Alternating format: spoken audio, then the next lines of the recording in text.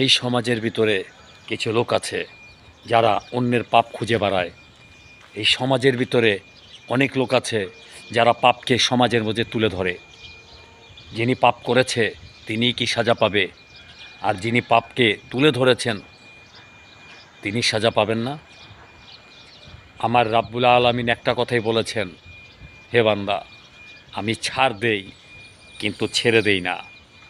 কথাটা মিলিয়ে নেবেন, কারণ একজনের পাপ আরেকজনে প্রকাশ করাটা ইসলামের জন্য খুব খারাপ একটা জিনিস, অপরাধ। ইসলামের চোখে আপনি একজন অপরাধী, কারণ উনি খারাপ হয়েছেন, উনি নষ্ট হয়ে গেছেন, ওনাকে বোঝানোর জন্য শুধরাতে সময় দিতে হবে। কিন্তু সেটা না করে আপনি পাপ তুলে ধরেছেন সমাজের ভিতরে, তাহলে কি ওই পাপ করেছে ওর থেকে তো আপনি কম করেননি? এইসব থেকে বিরত থাকবেন। অন্যের পাপ আপনার ঘাড়ে কেন আনবেন?